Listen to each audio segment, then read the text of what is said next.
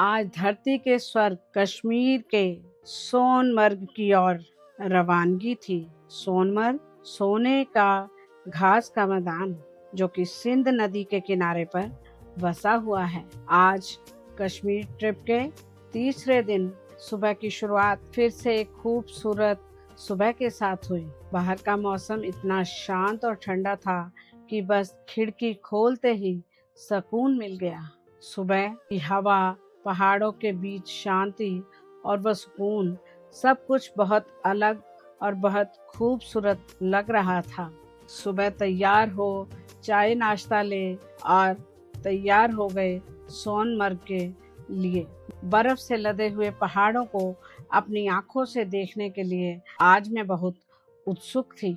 हमने फिर से कुछ तस्वीरें क्लिक करी और निकल पड़े कार में एक नए सफर सोने के घास के मैदान की ओर, जो कि सिंध नदी के किनारे पर बसा हुआ है। अपनी प्राकृतिक सुंदरता, प्राकृतिक छटा और बर्फ के ग्लेशियरों से ढकी हुई ये वैली को देखने को मन तत्पर था। रास्ते का हर पल बहुत खास था। कार की खिड़कियों से बाहर देखते हुए ऐसा लग रहा था जैसे हर तरफ कोई पेंटिंग बनी हुई हो। दूर दूर तक पहाड़, नीला आसमान और बर्फ से लदे पहाड़, ठंडी ठंडी हवा, सब कुछ इतना सुंदर था कि बस देखते ही बनता था। हर मोड़ पर नया नजारा था और हर नजारा पिछले वाले से कुछ ज्यादा खूबसूरत लग रहा था। वहाँ मैंने बहुत सी फोटो क्लिक की। रास्ते में मैंने देखा कि वहाँ जानवर भी कितने शांत और खुश दिख रहे हैं। खुले मैदान, पहाड़ों के बीच उनका घूमना, उस दृश्य में भी एक अलग ही शांति और सुंदरता थी। सब देखकर लग रहा था कि यहाँ की जिंदगी कितनी सुकून भरी है। थोड़ी देर बाद हम सिंध नदी के पास रुके।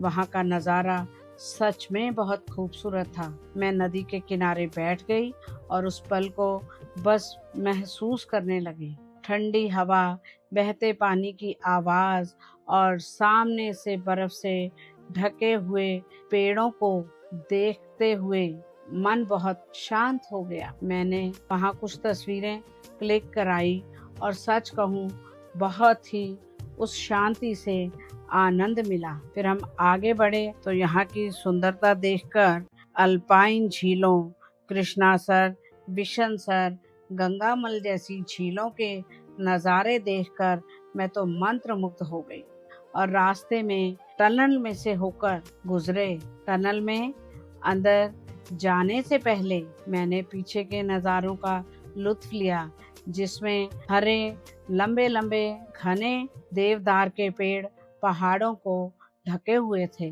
जो ही हम टनल के अंदर से होकर बाहर दूसरी तरफ निकले तो सामने का नज़ारा बिल्कुल बदल चुका था और ऐसा लग रहा था कि मानो हम स्नोलैंड पहुंच गए हैं। चारों तरफ बर्फ से ढके हुए पहाड़, मानो सफेद चादर जैसा दृश्य था। बस सब कुछ बहुत अलग और बहुत सुंदर लग रहा था। इसके बाद मेरी ट्रिप का एक ऐसा हिस्सा आया जिसका मैं काफी समय से इंतजार कर रही थी। मैंने आज तक कभी स्नोफॉल नहीं देखी थी। सोनमर्ग के बहुत ही पास पहुंच गए थे। अचानक से गाड़ी से बाहर देखा कि कुछ रुई के फुहे से गिर रहे हैं। तो बेटे ने कहा, मम्मी स्नोफॉल हो रही है, स्नोफॉल हो रही है। बस फिर तो दिल खुशी से भर गया। बस अब क्या था, मस्ती करते हुए, साइट सीइंग करते हुए, फोटो क्लिक करते हुए फटाफट से एक साइड में गाड़ी रोकी और बस स्टॉपेज के नीचे खड़े होकर बाहर घूमकर छतरी लेकर खूब आनंद लिया स्नोफॉल का। स्नोफॉल देखने के बाद गाड़ी में फिर से बैठे और पहुंच गए हम सोनमर्ग में, जहां पर हमारे रूम्स पहले ही बुक्ड थे। इतनी ठंड हो गई थी कि बर्फबारी होने के बाद चारों ओर रुई की चादर, बर्फ की चादर देखकर मन अति प्रसन्न हो रहा था। फिर हम होटल में सामान रखने के बाद जलपान करके हमने फिर अपनी फोटो खिंचवाई, सोनमर्ग वैली का पूरा आनंद लिया। और बस फिर रात को डिनर के बाद इतनी ठंड लग रही थी कि 2-2 कंबल लेकर भी ऐसे लग रहा था मानो कि बिस्तर पानी से भीगा हुआ हो। फिर होटल वालों की हॉस्पिटैलिटी अच्छी थी, उन्होंने हमें इलेक्ट्रिक बेड्स दिए, हमारे गद्दे पर रखे, तब जाके कहीं रात भर में हमें कुछ गर्माहट आई और नींद आई। अगले दिन सुबह उठकर बर्फ की चादर देखने को मन बड़ा ही ललायित था। फिर उठे और ब्रश के लिए पानी लिया तो बस पूछो ना, ऐसे लगा कि जैसे पानी के मग में हमारे हाथ ही जम गए हों। बस फिर क्या था, फटाफट से नाश्ता किया, लेकिन इतना बढ़िया सिस्टम है। नाश्ते के बाद देखा कि जो सड़कें सुबह बर्फ से ढकी हुई थी, लगता था कि गाड़ी कैसे चलेगी, और गाड़ियों पर भी बर्फ जमा हुई थी, लेकिन सुबह वो सब और रास्ते खुल गए थे। सोनमर्ग के ऊपर जाने के लिए हमने घोड़े की सवारी करनी प्रेफर करी, क्योंकि बर्फ में इतना ज़्यादा गम शूज़ डाल के चलना हमारे लिए मुश्किल ही था। इसलिए जब हमने घोड़े बुक किए तो 4 व्यक्ति भेजने का वादा किया, लेकिन जब हमने घोड़े पर सवारी शुरू की तब रास्ते में देखा हमारे घोड़ों के साथ साथ रील बना देंगे जी, हमें हायर कर लो, ऐसे लोगों का तांता लगा था। तो हमने सोचा सब साथ में ही जा रहे हैं, लेकिन थोड़ी दूरी पर जब आगे निकल गए, पहाड़ियों पर चढ़ने लगे घोड़े, तब जाकर देखा कि हमारे 4 घोड़ों के साथ सिर्फ एक ही व्यक्ति जो है असिस्ट करने के लिए भेजा गया है। तो मैंने भाई को बोला कि नीचे फ़ोन करो कि बंदे भेजें, हमने ऐसे नहीं जाना, कुछ भी घोड़े को हो जाए या कुछ भी कोई प्रॉब्लम आ जाए तो एक बंदा 4 घोड़े कैसे संभाल सकता है।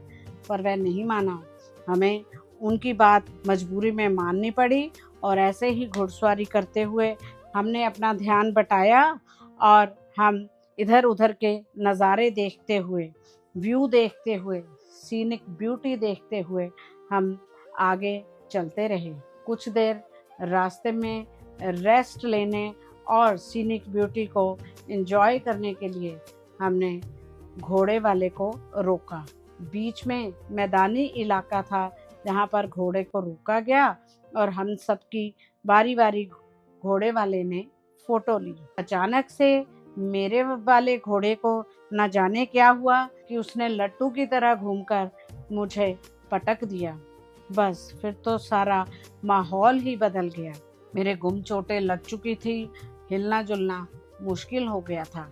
फिर हमने एम्बुलेंस को कॉल की, किंतु वो कहने लगे कि इतने पहाड़ी इलाके में यहाँ कोई सड़क नहीं है जिसके द्वारा वहाँ हमारे तक पहुँचा जा सके, इसलिए हमें ही घोड़े पर बैठकर दोबारा से नीचे आना पड़ेगा, सड़क तक पहुँचना पड़ेगा। मैंने बच्चों को बोला, बेटे जो होना था वो हो चुका है, फिर भी बहुत बचाव हो गया है, उस परमात्मा का शुक्र है। तो बच्चों को हमने भेज दिया और हम खुद एम्बुलेंस की ओर बढ़े। फिर से मुझे घोड़े पर बैठकर और एक मैन और हायर करके, तो हम जिसने कि मुझे सारे रास्ते पकड़ कर रखा, तो हम जैसे तैसे करके एम्बुलेंस तक पहुँचे और एम्बुलेंस से हम पहुँचे अस्पताल, जहाँ पर चेकअप हुआ। मैं सैल्यूट करती हूँ J&K की पुलिस को, जिन्होंने कि हमारा पूरा सहयोग दिया। हालांकि मैं उस दिन घोड़े की सवारी पूरी नहीं कर पाई, लेकिन मैंने एक चीज़ महसूस की, कभी कभी ट्रिप सिर्फ प्लान के हिसाब से नहीं चलते। बस इस तरह सोनमर्ग की सुंदरता मेरे लिए सिर्फ घूमने की जगह नहीं थी, बल्कि एक ऐसा अनुभव था जो हमेशा याद रहेगा। वहाँ का वातावरण, ठंडी हवा, पहाड़ों और उस जगह की खूबसूरती को हमने महसूस किया। धीरे धीरे शाम हो गई और फिर हम वापस घर लौट आए। दिन उम्मीद जैसा नहीं था, लेकिन फिर भी बहुत कुछ सिखा कर गया। इसी तरह कश्मीर का मेरा तीसरा दिन का ट्रिप खत्म हुआ, कुछ खूबसूरत नज़ारों के साथ और कुछ खट्टी मीठी यादों के साथ। और एक कहानी के साथ जो हमेशा याद रहेगी।